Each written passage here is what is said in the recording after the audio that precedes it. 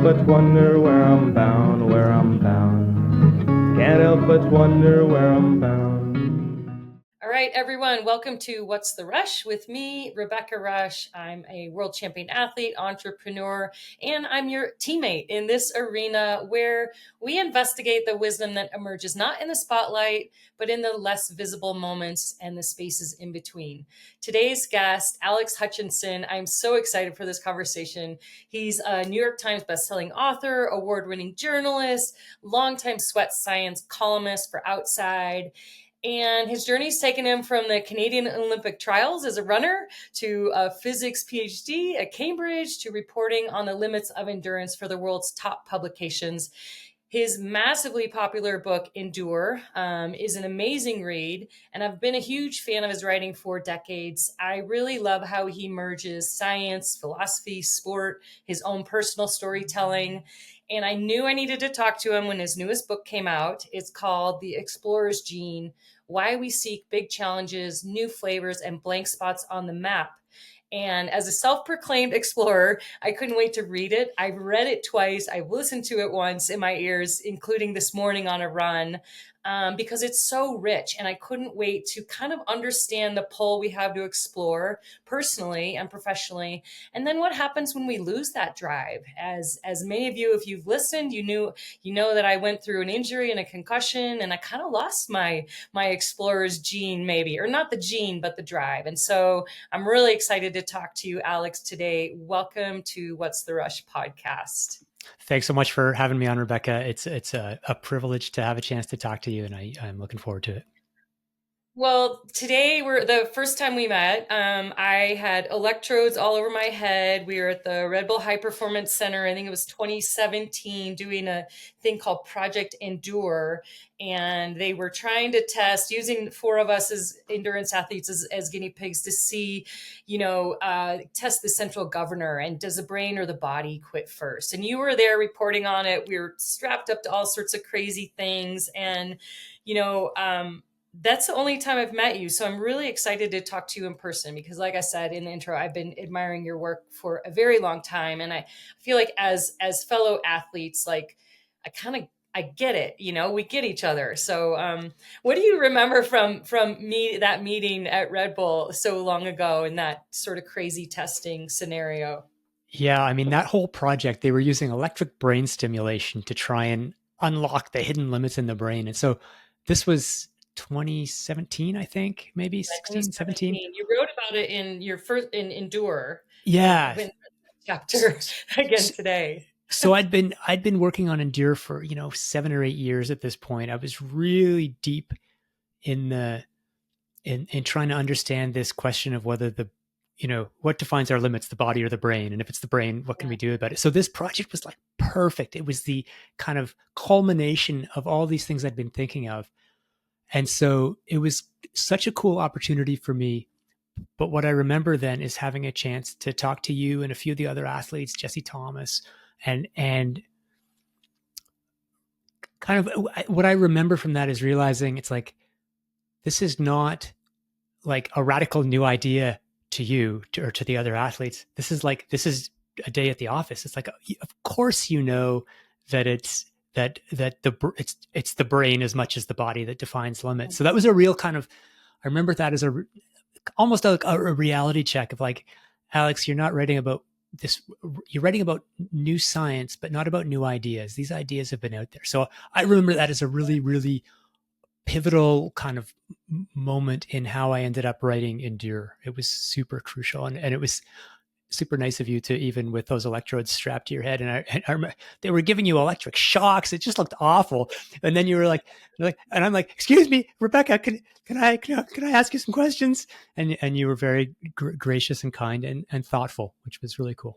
Well, I mean, I love the opportunity to, one, the curiosity to be able to learn like that as a professional athlete and to be able to be put in those experiences, even though it was incredibly painful and frustrating and hard and uncomfortable. I was really curious too. And so it was like cool to be part of a science experiment. And like you, my biggest takeaway from that and hearing Tim Johnson and Jesse Thomas's closing words as well were, were that we limit ourselves in our brain, and science can do all this testing and stuff, but ultimately, my experience, that last 4K time trial, we've been doing a week of 4K time trials with stimulations done over and over and over again, and the last thing was racing your fastest time. And it turned out Jesse and Tim were just concerned with beating each other, the like healthy competition. And I was concerned with beating myself. And the light was faster than our fastest time. They tricked us. But I remember I sort of lost focus in the middle of it. And it just made me realize, what if I hadn't lost focus? Like, how much faster could I be? And that was really pivotal for me in my career, to be like, yeah, we're our own worst enemy in our brains. So that was a really pivotal experience for me as well, as an athlete, of all the science and everything. But my takeaway was like, oh, I quit a little bit in the middle and I shouldn't do that. So that's kind of the hallmark of great athletes. I think it's a fantastic 5-day experience where you did all these incredibly hard things, and your takeaway was, but I could do better. I can use this. I can find a way of, this is going to help me next time push myself a little harder. So I think that's probably what I love about your writing, is how you also take all these really complex concepts, all these studies from all over, all the storytelling, and you bring it and distill it down for, us to understand. And I want to get into the new book, The Explorer's Gene, because as I said in the intro, I consider myself an explorer. When people are like, what do you do? I'm like, yeah, I'm an athlete, but like, athlete is part of it, but it's not the whole thing, and doing different sports and being a lifelong athlete, and the curiosity of it. And I'm really want to get into that. But I want to start with the genesis of why you wrote The Explorer's Gene, because I think that that's a really interesting part of your story. Yeah. And when people hear that I've written a book about exploring, and it's called The Explorer's Gene, I think the assumption is always that this is a rah cheerleading book, that exploring is always great and we all have to explore more. Exploring is great. And the truth is, part of its genesis was my trying to understand whether I wanted to explore more, whether this urge that I did have to explore was a good thing, or whether it's something, whether I should be like, nah, Alex, just stick with the same thing for a while, Yeah. So the context was Endure, which we were talking about, came out in 2018, and that book did better than, much better than I expected, and it really kind of cemented my reputation as a journalist, as someone who writes about the science of endurance, and really set me up career-wise to say, well, I can ride this horse more or less into the sunset, just be the science of endurance guy, which was kind of what I'd been trying to achieve, to set myself up for a decade. It was like, this is what I want. If I can do this, I can play my cards right. I can get to this situation where I can do something that is really fun for me, which is to talk to scientists, talk to athletes, think about the science of endurance. These are topics I love, and I can do this for the rest of my career. And when I got to that moment, I had the sort of growing sense that, yeah, but that sounds kind of boring to keep doing it, even though I'd been fantasizing about doing it. Well, I kind of want to be doing other things too. I want to branch off in a different direction. I didn't even know what direction I wanted to branch off into. And so I was thinking, like, what is this urge that keeps, sending me off? I spent a decade pursuing physics, and then, just when my career was sort of reaching the takeoff point, I was like, no, I'm going to go back to school in my late 20s and do a journalism degree. And so then there was an echo of that, in the sense of like, all right, I spent all this effort becoming the science of endurance guy, and now I want to go and, write about gardening or something. And I was like, what is that? What's driving me to do that? And how does it relate to these other aspects of my personality, that when I go on vacation, I really like to try to go to places that are hard to get to, that nobody I know has been to. Is that just because I want to do it for Instagram, or is it because there's something super exciting about the unknown? Anyway, so that's the long version of the answer. But ultimately, I was trying to understand these feelings in myself and trying to sort out, like, are these good things that I should encourage, or should I be fighting against this instinct? And I thought, I should dig into this topic and try and understand it and write about it, write about exploring, not just as a, like, explorers are the best, but why do we explore? What do we get out of it? Is it always productive, or are there times when we should back away Yeah. from it? And how does this all fit together? I love that you took this personal story of, like, you reached this ultimate finish line that you had been striving for a decade in your writing. And it makes me think of being an athlete. You cross that finish line, you're like, oh, what's next? Yeah. Or even your partners are asked, everyone's saying, what's next? It makes me think of, I won my third Leadville in like 5 minutes. They're like, what's next? And I'm like, can I just enjoy this for 5, maybe 10 minutes before having to do the next thing, the next thing, the next thing? It makes me think of that you were, and that you had the curiosity about yourself, but then you went in and, obviously interviewed a ton of people and dug into the science of it, but that it was a personal launch pad really for you. And I think, your point about endurance sports, and maybe sports more generally, I can't think of a better laboratory for learning that lesson, that achieving a goal doesn't complete you. This idea that if I can just achieve this or do this or go to that place, that's all I want to do. And boy, will I be happy. And I'll just sit on the couch for the rest of my life being happy about having done that. And it's like, as an athlete, you set goals, and, often you don't reach them, but sometimes you do. And when you do, it's like, what a great feeling. This validates everything I've been doing. What's next? Like you said, it's like the act of achieving that goal tells you that you can actually achieve a little bit more. And so you start thinking about, how much more can I achieve? What's the next, what rung can I reach? And that, I was lucky enough to, in my own athletic realm, achieve things that some of the goals that I set. And exactly like you said, it's a great feeling. And then you wonder how much farther you can get. And so then you realize, but hang on, there is no there. There's no like ultimate destination. And so, yeah. So in that career, I was very consciously reflecting in that moment of kind of career uncertainty. I was thinking explicitly of my time as an athlete, and like, yeah, you always kind of want the next thing. And that's great because it spurs you on. And then you're on these quests, which are so fulfilling.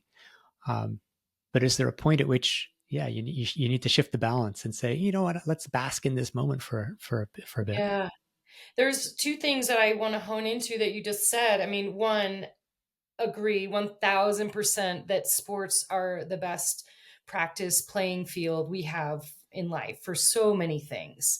And I preach that all the time, that everyone should get involved with sports because it's a great way to practice failure, teamwork, all sorts of things. And so I'm a big proponent of getting people into sport at every age. But I also, I guess let's think about that. Maybe when kids get involved in sports, and I got involved in high school, basically freshman year of high school, I got involved with running. That was my first sport. And, we had camped as kids and stuff, but no one in my family was athletic. And our next door neighbor was like, well, she was my sister's friend. And I thought she was really cool. And she's like, well, if you join the cross country team, you get a free tracksuit, and like the cotton ones, like with, hey, that's pretty good. Those are cool. You get a free tracksuit. And she said, and you'll never get fat. And I was like, and which is pretty sad motivation, but for a young girl, at that age, people are thinking about body image. And so I joined the track team, and there was a lot more to it than the tracksuit and staying fit. It was really that I found community, and I found friends, and I found a place where I belonged. And that was really important to me. But we had to run track as part of it. And I hated track, but I love cross country. And that was, my first maybe sense that I have some of the explorer's gene in me, because the cross country tracks were all different and you're exploring, and they were in the woods. And so that was maybe my first foray into it. I'm curious because in the book, you talk about, there's a study you talk about with musical explorations, talking about like the sweet spot of people listening to new music is between like 17 and 23 or something like that. And it made me think about, is that the sweet spot where all young adults should be exposed to lots and lots of different things, whether it's sport or music. And I think you picked up the saxophone around that time as well. Like, is that the sweet spot of when we really need to make sure young adults are having lots of exposure to different things?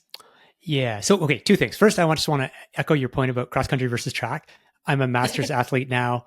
I still train and compete.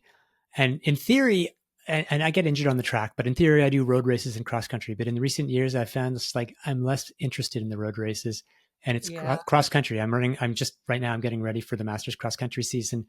There's something about over hill and dale, different courses, the unknown. So echo that. Now to your actual question. Yeah. So there's a lot that goes into this idea of when does it make sense to explore, and there's a lot to unpack there. But the big pattern is, and this makes sense mathematically, but also sort of logically, is that you explore when you're young, and you gradually transition to what decision scientists call exploiting. So exploring is trying something new. Exploiting is taking advantage of what you know and sticking with it.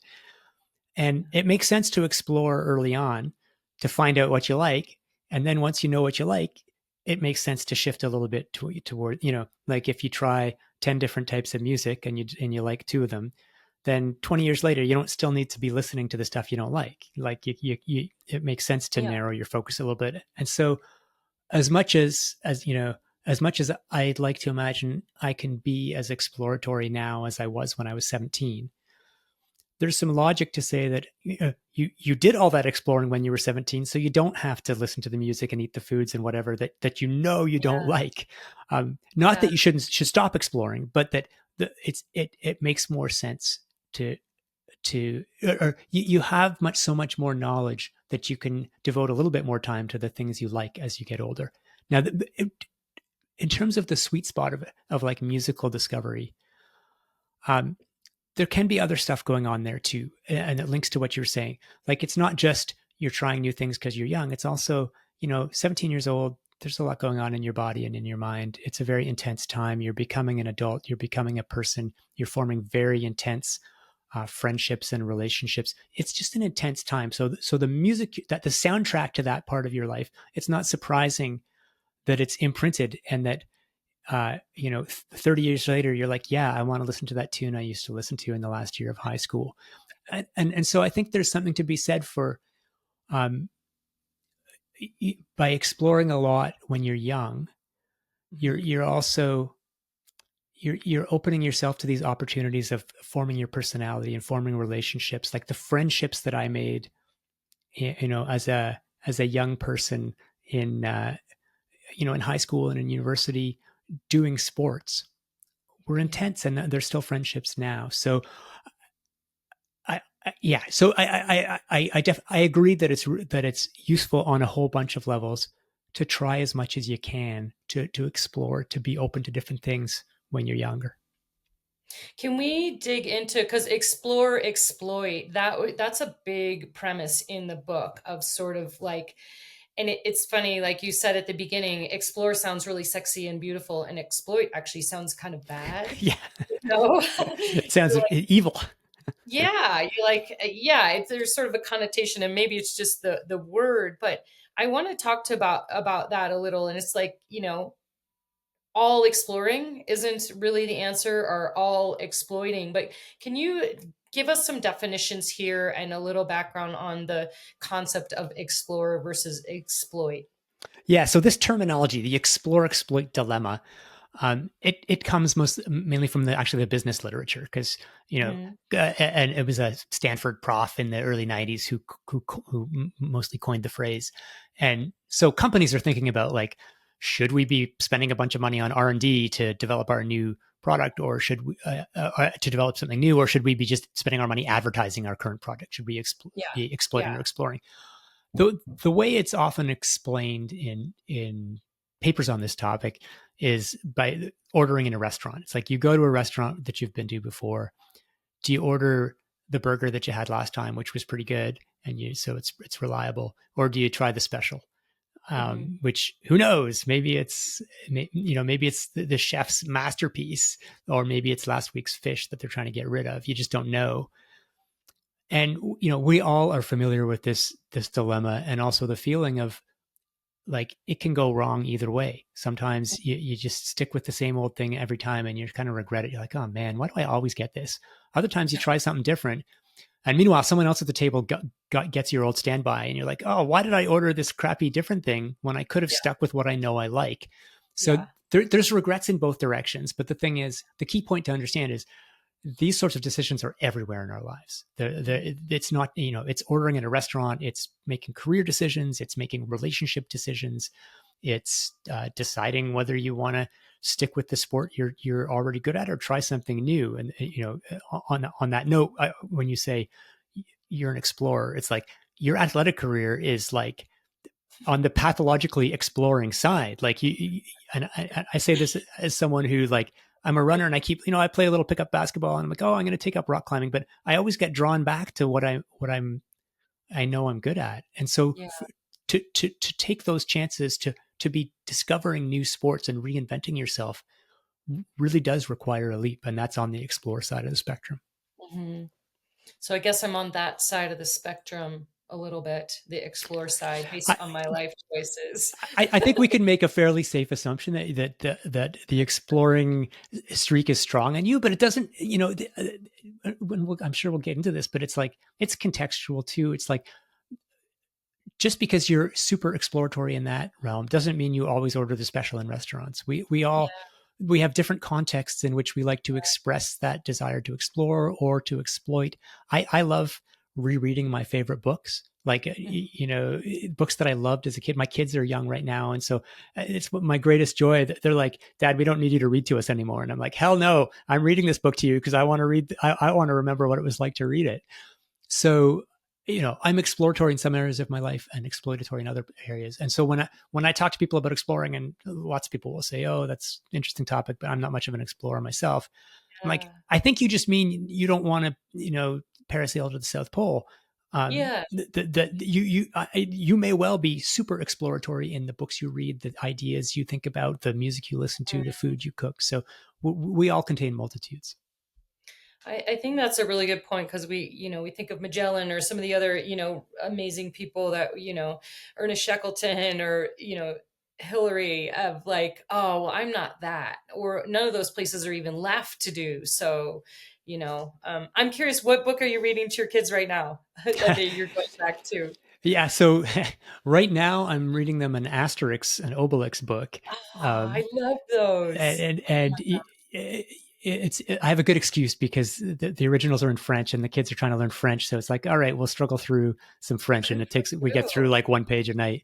But there's a Canadian author. I have to give him a plug. He's from Canada, a guy named Gordon Corman, who he wrote his first published book when he was in grade 7. And he's maybe 5-10 years older than me. So when I was a kid, he was like the dream. It's like, this guy wrote this book in grade 7. What the hell? And he's still prolific publishing books. So I have all of his books from when I was a kid, but he's still publishing new ones, and my kids are reading those. And anyway, we're having a great time. That's cool that he was like your kid mentor, like he was in your peer group. And he was the legend. He was the legend. Yeah, he was a little bit older than my older brother, and so my older brother got into those books, and then I would read them as soon as my older brother finished it. They're hilarious. So if you haven't read Gordon Corman, and you have kids, I highly recommend. I don't have kids, but that's an amazing story. Do you think that did he sort of plant a little bit of a seed of writing in you? Do you think that had an impact? I think that's probably true. He was by far my favorite author as a kid. Yeah. And the fact that he had done it as a kid gave me the sense as a kid that, writing isn't this sort of like foreign skill. It's something that you can do. You can just decide to write a book. His first book was a project for grade 7 English, and his teacher read it and was like, this is good. Let's send this to a publisher. So it's like, there's no exam you have to pass to write a book. You could just have a story to tell, and you can tell it. That's a good plug, because I've been sort of feeling like I want to write for a number of years, and like there's probably another book in me, and but I keep going back to, well, I haven't been to any writers classes, I haven't taken any this or that or the other. So I'm glad to hear you that I can explore without any skill sets. It might be better if I get some skill sets. It might help.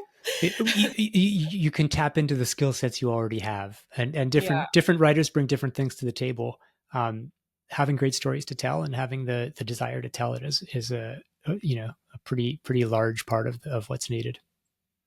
So how does explore exploit? So I want to go back to that a little bit about sort of the, as you've said, people have said to you, oh, I don't have the explorer's gene. You either have it or you don't, which, as we know about a lot of genes, there's a bit of a spectrum. And say you have a gene for a certain illness, it doesn't mean you will get that illness. It means you might be more predisposed to it. If you have the explorer's gene, it does not mean that you will sail across the ocean. It maybe means you might make choices that are a little bit different. So can you talk about like somebody, what is the balance, of explore, exploit? And obviously we can't just all go wander around the world. We have responsibilities, we have families, we have financial, things. So as someone, I'm just, okay, here, I'm just going to be an N of one. I'm in a post-competitive athletic career and looking at, well, what would it look like to explore the exploitation of my skill set, like you said, exploiting what I have, but exploring it into a new realm. So how does somebody like find that combination to really have the best of both worlds? Yeah, so I think what you said is really important in terms of the fact that it's not all or nothing. It's not on or off. Some people have it, some people don't, and I accept some blame for titling my book "The Explorer's Gene" because it makes it sound like it's like you've either got it or you don't. And there is a gene. I talk about it in the book. It's related to the dopamine receptor, a dopamine receptor called DRD4, that is associated with exploratory behavior. But that doesn't mean it, as you said, it doesn't mean it determines exploratory behavior in the same way that we know that height is partly genetic, but there's thousands of genes that affect height. And so we all have a mix of genes that can push our behavior in one direction or another. So, one of the possibilities for this book that I considered was like, yeah, this, I'll write about this gene and then eventually I'll go get tested and I'll find out whether I have this DRD4 gene. And I thought about it, and it's like, you know what? I don't even want to know. I don't want to feel like my behavior is either that I'm going against my nature, quote unquote, or that I'm just doing this because I'm driven to do it. It's like, no, when I decide to explore, it's because I think about it. I think about what would be fun, what would be meaningful, what I would get out of it, and I make that decision. So I am not a genetic determinist in exactly the ways you're saying that we all, there are individual differences, right? Like some people are taller than others, and some people are less interested in settling down or sticking with the same thing than others. Some people are just very restless and want to discover what the next thing is. And that's all of this is fine, but all of us have the ability to choose in some cases to explore or some cases to exploit what we know. And again, as you were saying before, if you find that you're too far on one extreme or the other, I would say that's seldom the path to happiness. If you are never savoring the moment, if you are never taking advantage of what you've learned, it would be like deciding I have exploratory musical tastes, so I'm never going to listen to the same song twice. So I'm going to listen to nothing but new music. It's like, oh, look, listen to this tune. This is mind blowing. This is my favorite tune ever, but I'm never going to listen to it again because I always have to discover something new. We know intuitively that that's nonsensical. And I think more generally, it's like, there's always got to be a mix of explore and exploit. Mm-hmm. Yeah, it makes me think about, I lived out of my car for a number of years out of this old Bronco. Well, I was working at a rock climbing gym, my dream job, basically. I was part owner manager of rock climbing gym, a chain of them in the 90s, when rock climbing gyms weren't really a thing. And I had a business marketing degree and I was an athlete. And so like got this job, like running climbing gyms, and it was a freaking dream job. But I wanted to go climbing more. I wanted to go. I was near Joshua Tree, and I needed a truck. I was like, if I want to go climbing, I need a truck, and I couldn't afford a truck. So I ended up, I had a boyfriend at the time.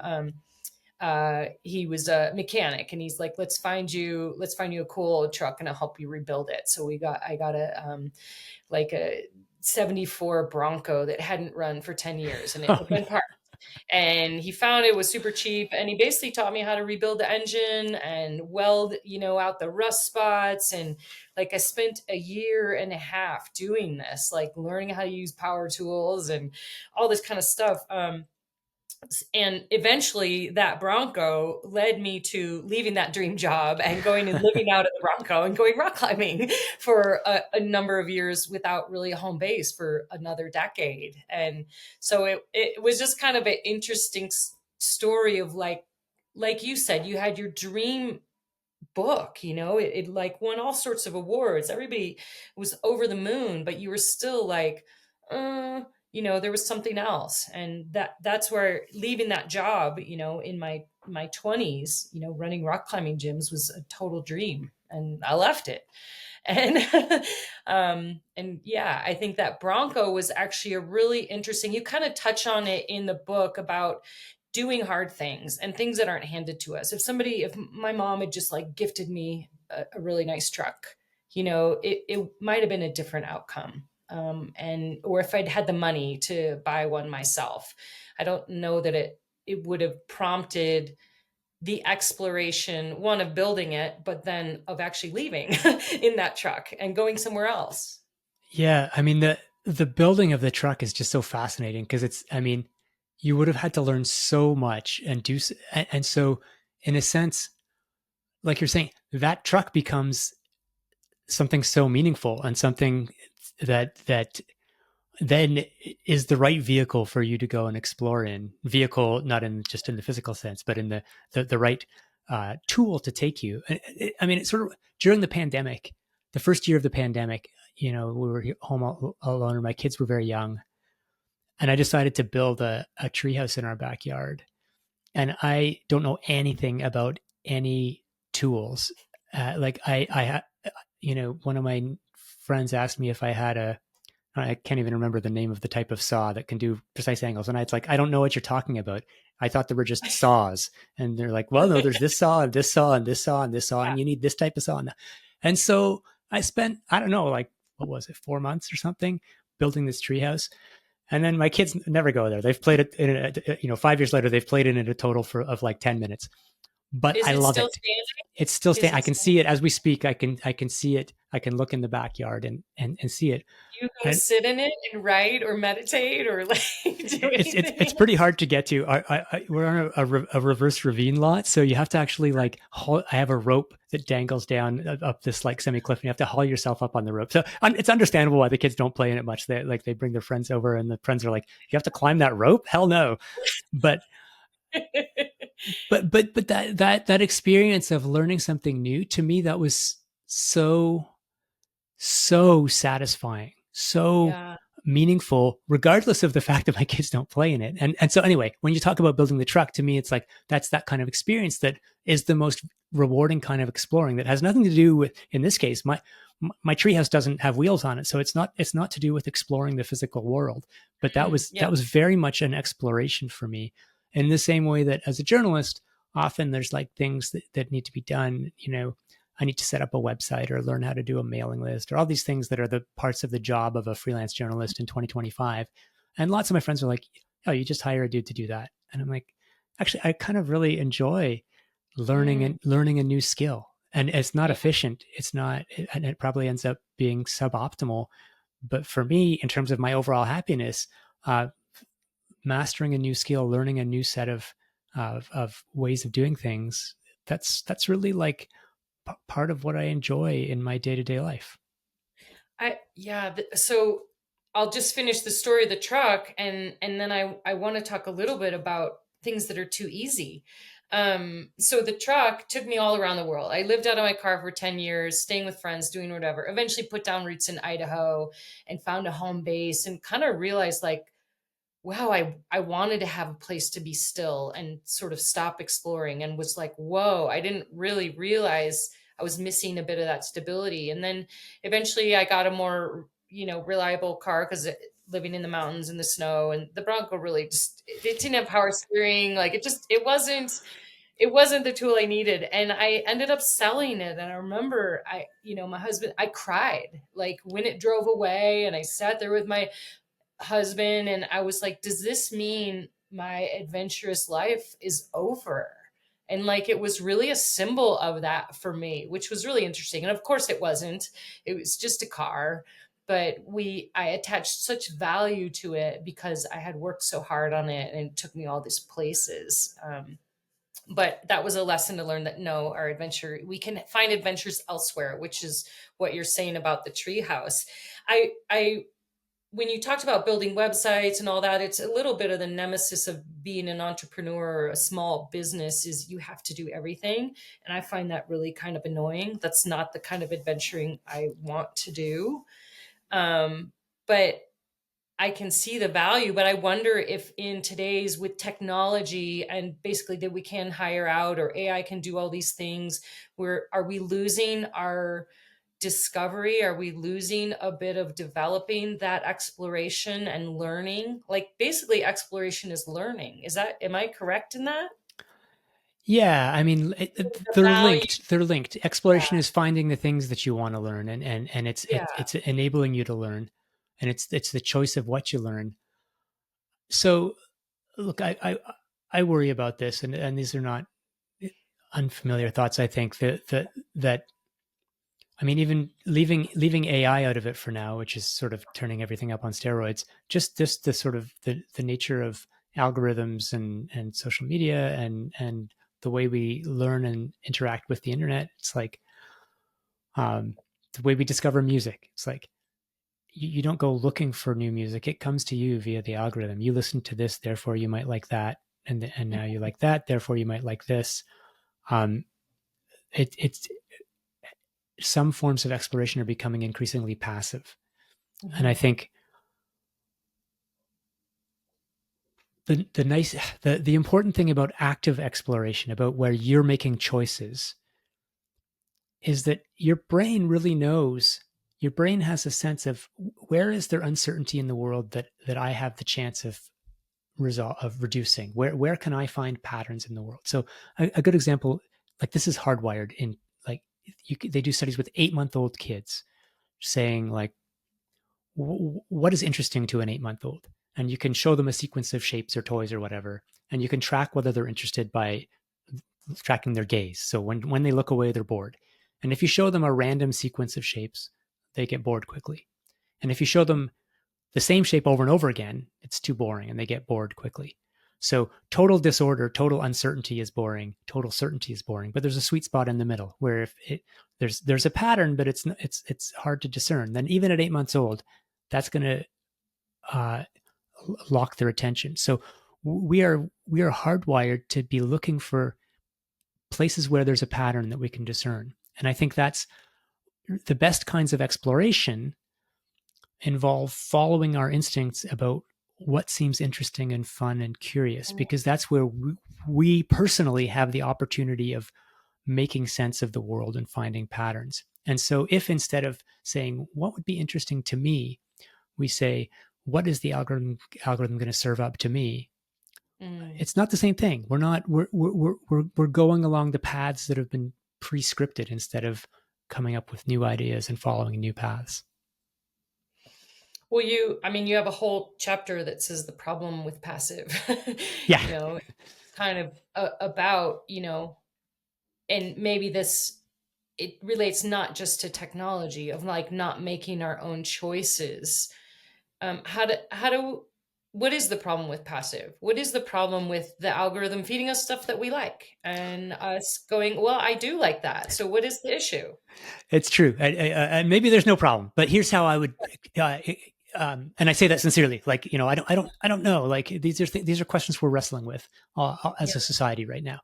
But think about the difference between driving through a strange city in the driver's seat or driving through a strange city in the passenger seat. Mm-hmm. And you get to your destination and then you say, okay, how do we get back to where we came from? If you were the driver, and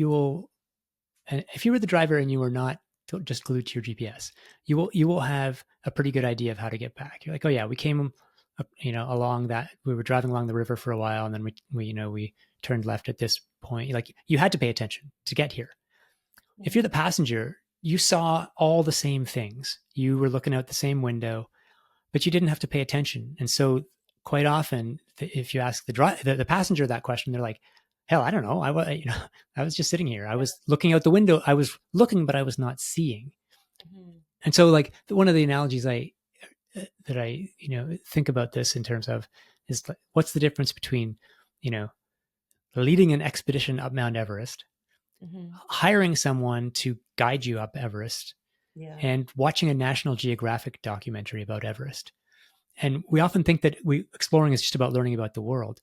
And in that case, man, you should watch the National Geographic documentary, because you're going to learn a ton about Everest. You're going to learn probably more than if you are leading the expedition, but it's not the same. You are not experiencing that moment with the same vividness. You are not making decisions and thus being really forced to look around and see what's around you if you're not making any decisions. Well, and you're not learning about yourself watching the National Geographic climb up Everest. Whereas if you're doing either of the other two, even with a guide, you're learning about yourself, of your capabilities. I mean, if we go back to that Red Bull testing, like, what are you capable of? And learning you're capable of more than you thought is hugely empowering for somebody's confidence. And, they might take on something else challenging if they did climb up Everest with or without a guide. Yeah, I mean, I would suggest that that's really the most powerful form of exploration that there is these days, is learning about yourself. Look, there's outer space to discover. There are caves under the ocean to still discover. But for the most part, like, none of us are discovering new continents or anything. But there's still that doesn't mean we don't have the same impulse or desire to explore.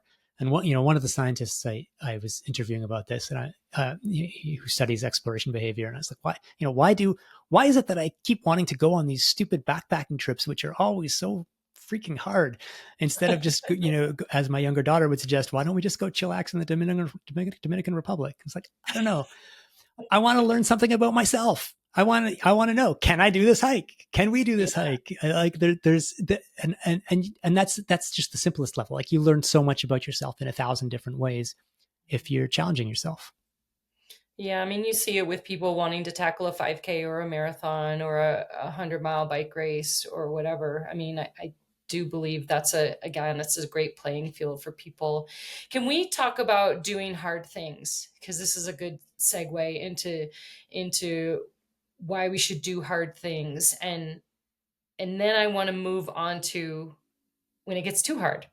So can you talk about doing hard things versus things that are so frustrating and so hard that they just crush you? Yeah. Or getting locked into the idea that everything has to be hard, and therefore life becomes just a one long grind. Look, Steve Magnus wrote a great book called Do Hard Things. And this is a topic that a lot of people are thinking about and talking about. For me, the thread that I found most interesting is there's psychologists have coined a term called the effort paradox, which is trying to understand this question of why do we do things that are gratuitously hard? It's like you climb. People ask me that question all the time. Right. It's an existential question for especially for people like you, and to a lesser extent people like me. It's like, yeah, I mean, I'm always trying to make things hard. Like, why?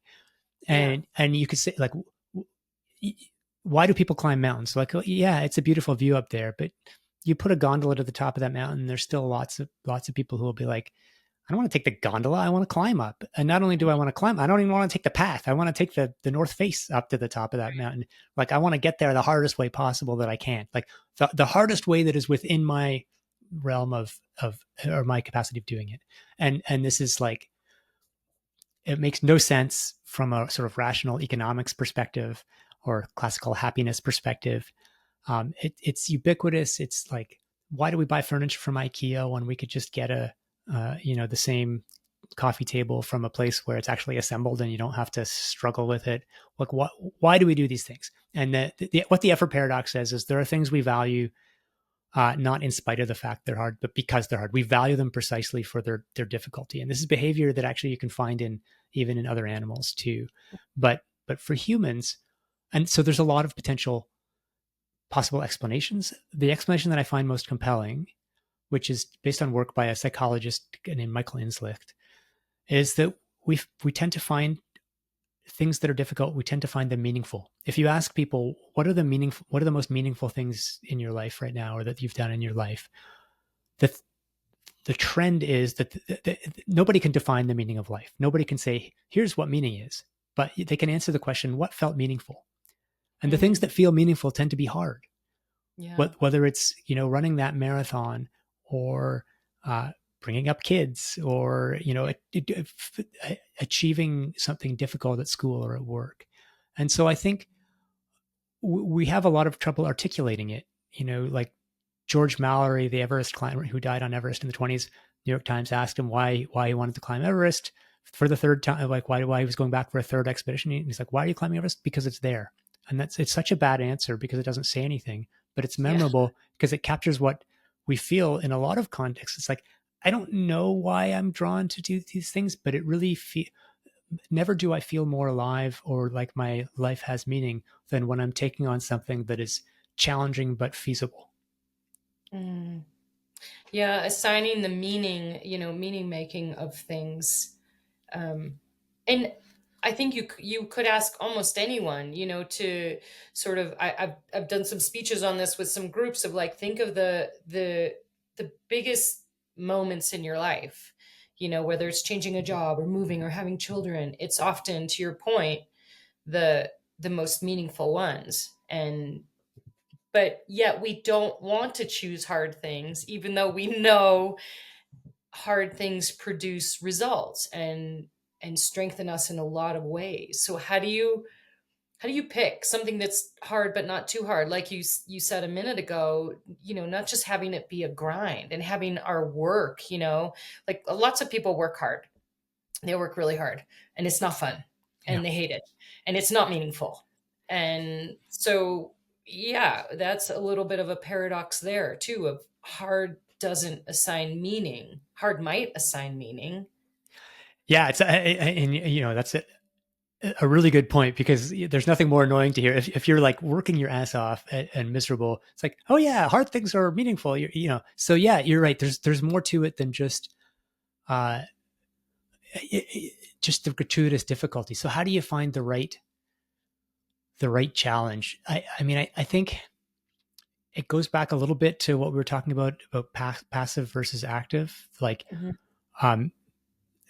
you want to be selecting something that is attracting you as a worthwhile and meaningful goal. And again, meaning is not something that you have to be able to define, but something that feels like it's the right challenge for you. And if those challenges are imposed on you, it's a totally different feeling. But back to something we were talking about earlier, like I think, why do I do hard things? I mean, I think a lot of it has to do with the lessons I learned in sport. Yeah. Because there's if you stick with sport for any length of time, you understand that you have to make the choice to do hard things in order to achieve anything, and that when you've made it the choice to do the hard thing, and then it's paid off, there's no feeling that's better. And to your point from earlier, it's like, if it's easy, it's like, if like, let's say you're someone who wants to run their first marathon, but you're an experienced runner and you've run tons of 5Ks. It's like, you can run a 5K. And that doesn't mean like, look, I've only run one marathon in my life. I run 5Ks. That's what I like to run. But But if someone asked me, could you run a 5K? Would it be meaningful for you to run a 5K? The answer is no, because I already know I can do that. So I have to raise the bar and say, can I run the 5K in this certain time? Or can I run, or, there has to be some uncertainty. Otherwise, and so for something to be meaningful, there has to be some uncertainty. And I think that's maybe tied back to this idea. It has to be hard, because otherwise, if it's not hard, it's easy. And if it's easy, it's not meaningful. Yeah, and at some point it does get easy, or I mean, I'm asked all the time why I've changed sports and disciplines so many times. 30 years as an athlete, I started as a runner, rock climber, paddler, and even within cycling, doing different disciplines from 24-hour racing to 100 milers, whatever. And it was one, I knew the challenge, I could do it, and there was a curiosity over there of like, ooh, that looks interesting. Can I do it? And I always had this physiological response that if my hands started sweating and there was like a little bit of fear and trepidation, not in a bad way, but like that's a signal that like, ooh, maybe I should explore that a little, and maybe I should go like doing the Leadville 100 when I came from adventure racing, which are 7 days long, to 24-hour racing, which was really short for me to do something for only 24 hours, to go do something for 7.5 hours. Like that was extremely challenging for me to do the type of training to race that short, in air quotes, that short and fast. For me was like, I knew I could go for 7 days and navigate through the wilderness.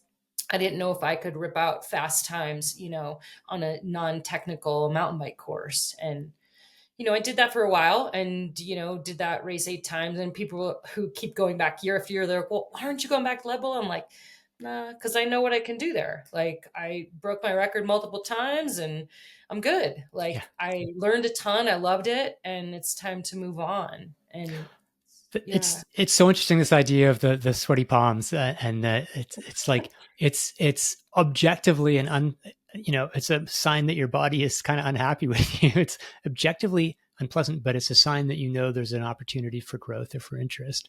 So that's just my signal that I know of, like, because we are physiologically, stuff is happening when in your brain when you're like curious, excited. And I talk to people a lot that like being anxious at a start line versus being excited, it's nearly the same thing. Right. It's just the framework. It's how you frame your brain it. is doing the same thing.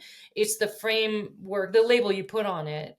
And so how do we know, like, how could someone know, like, ooh, this is a like risk choice I should lean into that might yield some exciting, challenging results? Yeah, I mean, maybe I'll answer a parallel question, or I'll make a point just to. It can be easy for the two of us to talk and make it sound like, oh yeah, it's always, let's lean into the hard things and it's easy. I really struggled with anxiety before races. I can remember the first time I made a national team, we had like a week in a hotel in Italy before the race. And one of my roommates was a veteran team member who'd been to multiple Olympics. And by the end of the week, he was like, Alex, it is awful rooming with you. You are so unbelievably nervous. You're making everybody else in the room nervous. And I was like, yeah, you're right. I'm like petrified. I like that week leading up to my first international race, I was miserable, absolutely miserable. And so it's like, if I'm talking about what's that sweet spot of doing hard things and in order to have a happy life and feel full of meaning, it's like I was on the far side of that spot then, and a lot of races since I'm more nervous than is than is conducive to happiness. And even like I go canoeing every summer with friends, and have for many years. And for the last decade or so, we've been doing whitewater trips. And I get nervous before the rapids. Like I love exploring, but I am not. I don't have a death wish or anything like that. So I'm relatively cautious. And so one of the sort of things that I've been reflecting on in the last few years while I've been working on this book is like, okay, what is it that I love? And what is it that is actually unpleasant? Because lots of people who would say, I don't like exploring, well, it's precisely that. They're like, they don't want to be drifting down a river towards a class 3 rapid, not knowing if they have the skills to get through that rapid and being far in the wilderness. And it's tricky because I know if I go on a trip where nothing gets my palms sweating, where I don't feel any of those nerves, I'll finish the trip and I'll be like, okay, yeah, like I Yeah. paddled on some water, like Yeah. I saw some trees. I didn't push myself. So like I think that the spot is, or the sweet spot is different for different people. I think the most important thing people have to understand is just because you're feeling nervous about something or scared about something, that's not a good reason not to do it. That, like you said, that anxiety and excitement are really like physiologically flip sides of the same coin. Mhm. But that doesn't mean you have to keep pushing yourself to do things that it's miserable to do. But the more you expose yourself to that feeling of uncertainty, the more comfortable you get with it. And over time, as I get more experienced as a whitewater paddler, I'm getting a little bit better at navigating the rapids, but I'm also getting a little bit better at understanding what the consequences are, and if they're not that bad, not being so stressed about, okay, yes, there's a 10% chance I'll end up in the water, but it's a nice big pool down, at the bottom of the rapids. It's no big deal. My sleeping bag is waterproof. I can handle this. And so I think it's a combination of being willing to accept some discomfort and then really thinking carefully, like, and if things don't go wrong, what are the consequences? And if the consequences are I drown and I never come home, then then that's a good reason not to do that rapid. Yeah, it makes me think of, points in my career where, I want to talk about play a little bit and things being fun. Cause yeah, I like, we don't need to suffer our whole lives. And there's definitely been races where, I'm sitting there start line in the anxiety of like, if I don't win, well, I might lose my job, most people are not at a race, or challenging themselves where if they don't finish in this time or that time, it doesn't really matter. You're pushing yourself, and so the consequence is different. It's not tied to your career potentially to try a sport or try something challenging. If you swim in the rapid, you have a life jacket on, you've got, the consequences aren't that high. um, and there's definitely been times where the thing I loved, the thing as a kid wanting to go explore and be outside, took a turn for the worse because of the consequence of not doing well and the meaning making that was put on it. It was no longer exploratory fun. Oh, can I do this 100-mile ride? It's like, well, if you don't win, you might not have a job, or even if you win, you still might not have a job. And quite frankly, I mean, I lost the joy at some points. And this is something my nickname has always been the Queen of Pain. I don't know. It came for doing ultra endurance hard things. And I'm trying to think about a shift of that. It doesn't really fit anymore.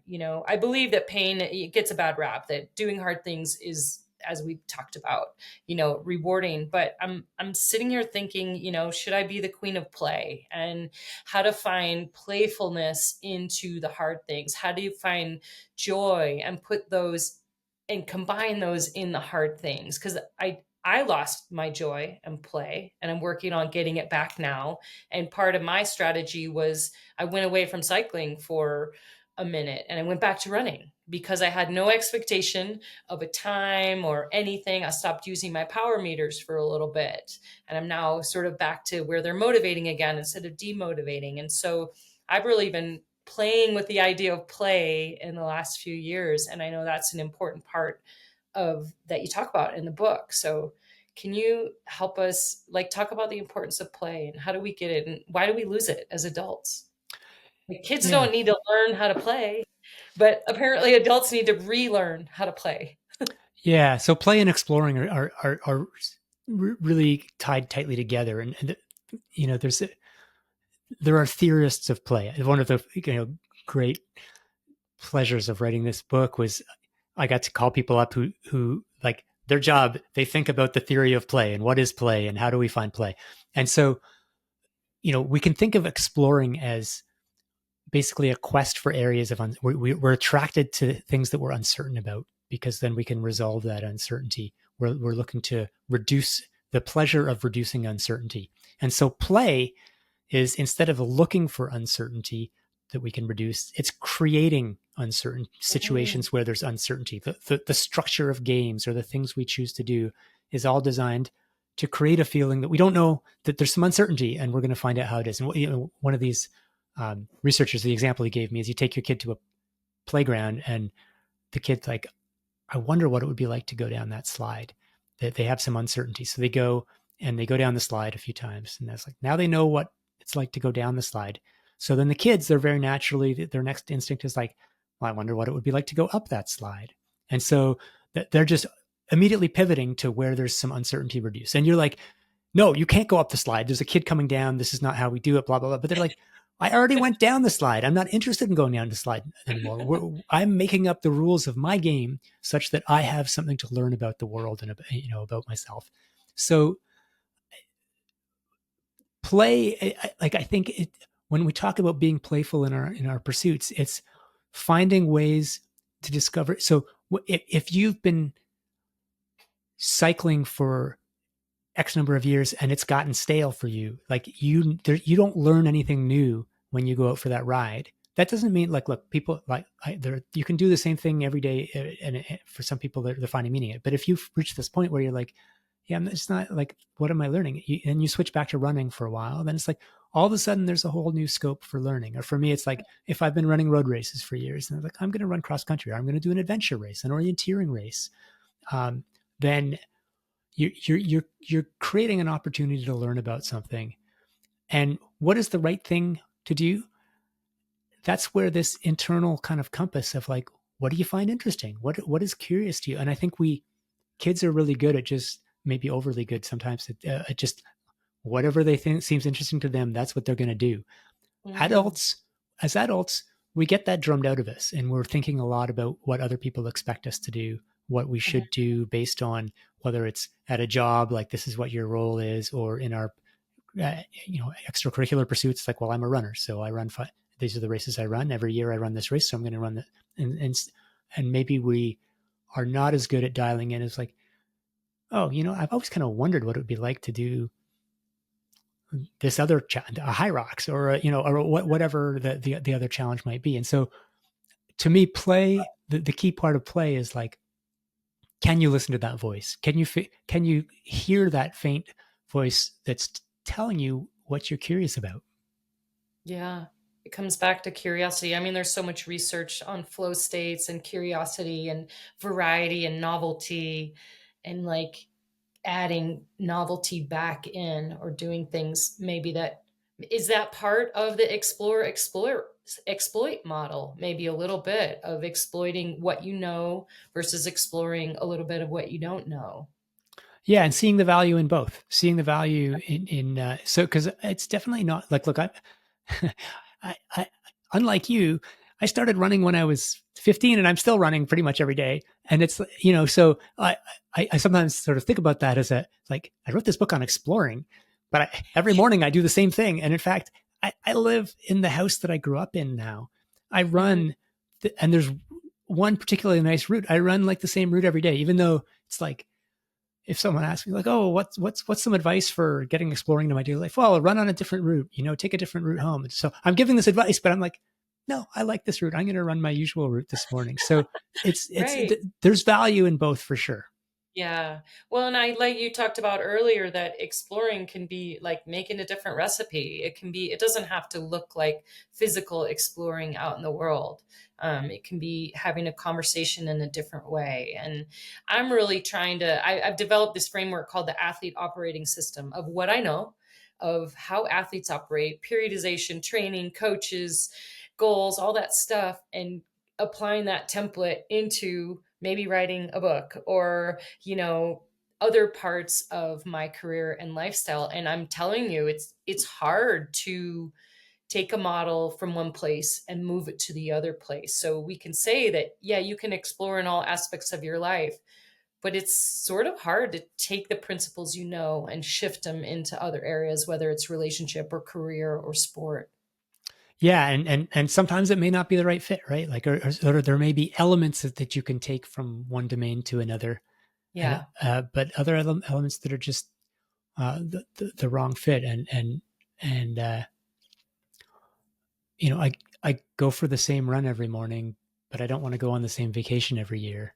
And I don't want to, and I reread my favorite books over and over again, but I don't want to write the same book over and over again. I don't want to keep writing, the same thing. So it's like we can have different domains where we scratch different itches, I think. Yeah, I think that's a good point. We're almost at time, but I just touch on, I really loved your stories about Joseph Campbell and the hero's journey. And I had no idea he was an elite runner. And you talked about how some of his best memories of his career were his runs. So this was like a mind-blowing thing. This was, this is another version of the genesis of this book. I have a sort of email list of some friends that bounce ideas around about the science of running, and one of them is, or the science of sport and endurance. Michael Joyner, who's a really amazing and creative physiologist at the Mayo Clinic, and at one point, probably 10 years ago now, he made some offhand comment about, well, that Joseph Campbell was one of the top 800-meter runners in the world at the time. And I was like, come again? Because this hero's journey thing, it's so ubiquitous now. It's like, it's the structure of Star Wars. It's the structure of all this idea that you're on this mission, and you have the, there's the refusal of the call. You start out, you don't want, and we're all familiar with this, right? Like you're starting off on some endeavor, and your first instinct is, I don't want to do this, get someone else to do it. And then you meet a mentor and they guide you and you go through the ordeal. And as soon as Michael Joyner pointed out that Campbell was a runner, I was just like, of course, because what do you learn in preparing for a race? What is the structure of preparing for a race? It is the hero's journey every time. Or at least any race that you spend any time. So anyway, it just struck me as so appropriate, and that, he learned all this from running, and then he took it into his philosophy and applied it to his comparative anthropology, and it sort of permeated the culture. And so I dug into the archives. It was so much fun reading about Joe Campbell, the crack half miler from Columbia University. He was within a second of the world record in the mid-20s. It was one of my favorite parts of the book. Yeah, you're talking about Joe Campbell, and then all of a sudden you reveal that it's Joseph Campbell, the Joseph Campbell of the hero's journey. And I was just like, you fell for my trick. Yeah. And I was also like, of course, he's an athlete. He's a runner. Again, back to the thing why everybody should do sport and the things that it reveals. I have one last question for you, because this is called What's the Rush? And this podcast was born of me actually stopping doing my sport for a number of years because of an injury. And it was really hard. And so this exploratory adventure of like, what do we discover when we stop or remove or edit? So my last question for you is, what are you removing or editing or working on slowing down right now? I mean, the big answer is like everything. I want life to slow down. Like I want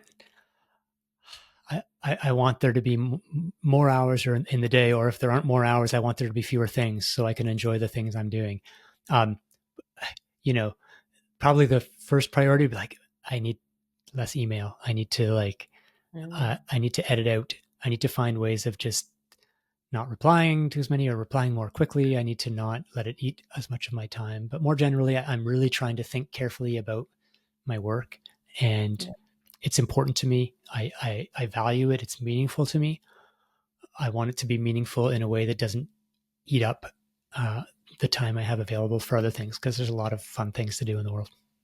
Yeah, well, I love that, and I love the Explorer's Gene. Yeah, I'm on my third read listen of it, and I'm so grateful to talk to you. And I do want to extend the invitation to go on a run or a bike ride in real life at some point in the near future. I would love to do that. There's at least navigating. An orienteering race, or orienteering race would be really fun. I could be on an e-bike trying to follow you. That would be the way to do it. Or e-running if I'm trying to keep up with you. Alex, thank you so much. The book, The Explorer's Gene, is amazing. And I just love talking to you in person. And I look forward to seeing you in real life sometime soon. Thanks. I hope that happens soon. Hey, it's a long and dusty road and a hot and heavy load. Folks I meet ain't always kind. Some are bad, some are good, some have done the best they could. Some have tried to ease my troubling mind.